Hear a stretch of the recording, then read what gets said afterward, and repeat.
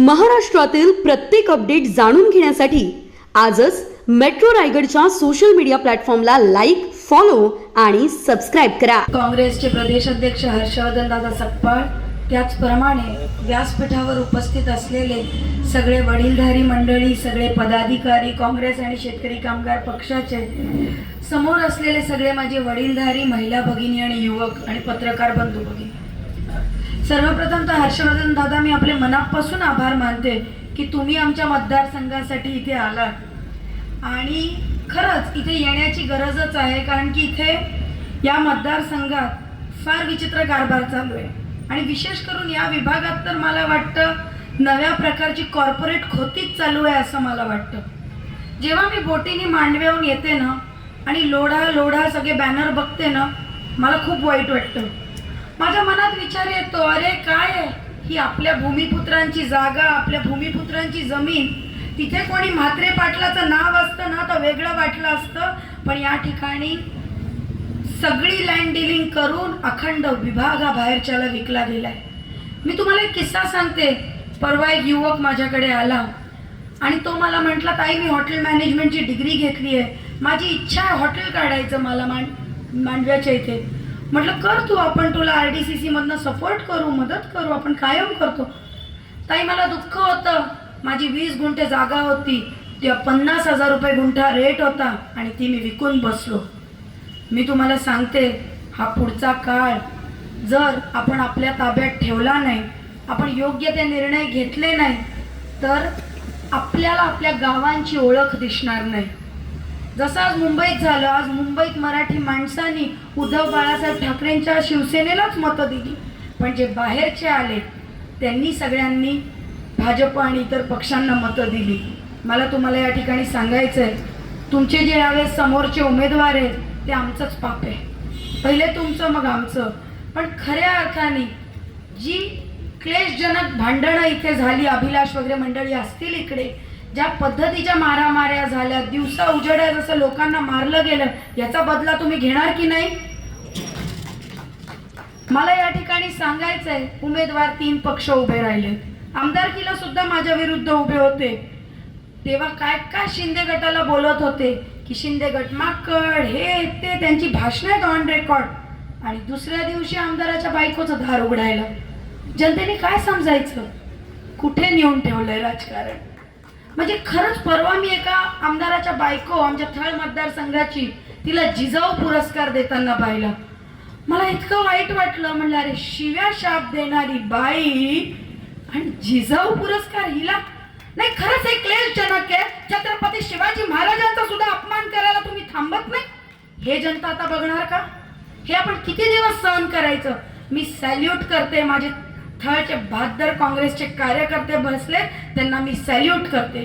मी सांगते, मापगावच्या कार्यकर्त्यांपेक्षा माझे थळचे काँग्रेसचे कार्यकर्ते ज्या पद्धतीने लढतात, ज्या पद्धतीने कायम करतात, राजाभाऊ तेच थळची सीट आणणार आहेत. आणि मी तुम्हाला सांगते, जो पाण्याचा विषय बोलला गेला तो खरा आहे. जिराडच्या टॅपिंगमुळे पुढे पाणीच नाही आहे लोकांना, आणि या वेळेस परिवर्तन होणारच, निश्चितपणे परिवर्तन होणार. आणि आपले दोन्ही पक्ष एकत्र आले तर मला वाटतं, काका म्हटले ते खरं आहे, हा मतदारसंघ हा काँग्रेस आणि शेतकरी कामगार पक्षाचा आहे. आणि मी स्वतः राजाभाऊ एकेका मताकडे लक्ष देते, तुम्ही तेवढंच लक्ष मला आमदारकीला द्या. थोडं वाढवलं पाहिजे मागच्यापेक्षा लक्ष. संदीप हसताय तिकडे. पण खरंच या ठिकाणी सांगते, मस्करीची गोष्ट वेगळी, पण खूप गरजेचं आहे. जर पुढची पिढी चांगल्या पद्धतीने घडवायची असेल, मुलांना व्यसनांपासून, मटण दारूंपासून दूर ठेवायचं असेल, मुलांना खोटेपणापासून दूर ठेवायचं असेल, तर आपल्याला 100% आपली आघाडी मजबूत ठेवून राजाभाऊला तिथे जिल्हा परिषदेला पाठवायला लागेल. मला अभिमान वाटतो, मी काल पण एका भाषणात बोलले, मला अभिमान वाटतो ज्या घराण्याची मी सून आहे. आमची 4थी पिढी एका पक्षात आहे. आणि राजाभाऊ, तुमचा सुद्धा अभिमान वाटतो. तुम्ही सुद्धा किती संकट तुमच्यावर आली, मी पाहिलं, कुटुंबात किती गोष्टी झाल्या. तुम्हाला एकदा रोड रोलर पण घेऊन उभं राहायला लागलं, पण तरी तुम्ही ठामपणे पप्पांचा विचार पुढे नेता. हे बघून मला तुमच्या कुटुंबाचा, ठाकूर कुटुंबाचा अभिमान वाटतो. हर्षवर्धन दादा, मला सांगायला आवडेल की ठाकूर कुटुंबासारखी माणुसकी दुसऱ्या कुटुंबाकडे तुम्हाला सापडणार नाही. एक अतिशय माणुसकी जपणारा कुटुंब, सगळ्यांची त्यांची नाती गोती आहेत आणि ते जर इथे विभागात त्यांची नाती गोती चाललं तर मला वाटतं छोटंसं डिपॉझिटच चढलं. आज खऱ्या अर्थाने मी तुम्हाला सांगते, सगळीकडे तिरंगी चौरंगी लढत झाली आहे, पण महाविकास आघाडी अतिशय एकोप्याने लढते हे बघून मला आनंद होतो. पुन्हा एकदा तुम्हाला सांगते, ही निवडणूक तुम्ही जिंकणार ही निश्चितपणे, पण आपल्याला खऱ्या अर्थाने जर आपला तालुका सुधरवायचा असेल तर इथल्या शिंदे गटाला राजकीय त्यांचं वर्चस्व झिरो करून लोकांचे खऱ्या अर्थाने डोळे उघडून जनतेचं राज्य तिथे शिवतीर्थावर न्यायला लागेल, एवढंच या ठिकाणी मी बोलते.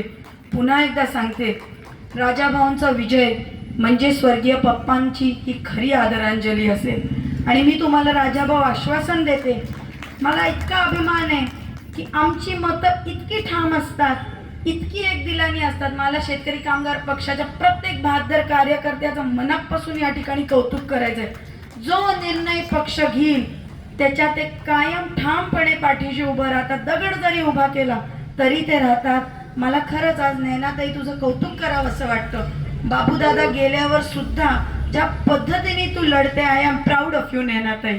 की एक बहादर महिला आणि खरंच ज्या म्हणजे तिने प्रेग्नेंट असताना सुद्धा किती लोकांची जेवणं आणि काय काय राजकारण केलं आहे मला माहिती आहे. पण नैनाताई तुझा विजय हा निश्चित आहे, कारण की संतोष दादा आणि सगळी मंडळी, सुजित दादा तुझ्या पाठीशी आहे आणि शिंदे वहिनी सुद्धा. मी सगळ्या आमच्याच लोकांच्या एकदा चेक करत होते, कारण की मापगावमध्ये कसं थोडं वेगळं असतं, तर म्हटले नाही त्यांचा स्वभाव खूप चांगला आहे. त्या तिन्ही उमेदवारांना मनापासून शुभेच्छा देते आणि तुम्ही नक्कीच सगळे मापगावमधले जे प्रश्न आहेत राजाभाऊ जसे त्याच्याकडे बघतील, मी स्वतः सुद्धा लक्ष देईन एवढं या ठिकाणी आश्वासन देते. आणि गुरव म्हटलं ते खरं आहे, आपला खटारा आणि पंजा अंतरात यावेळेस आणायचं आहे, एवढंच लक्षात ठेवा. पुढचे 4 दिवस बाकी काही करू नका आणि मेहनत करा, एवढंच या ठिकाणी बोलून माझे 2 शब्द संपवते. धन्यवाद. Subscribe now and press the bell icon. Never miss an update.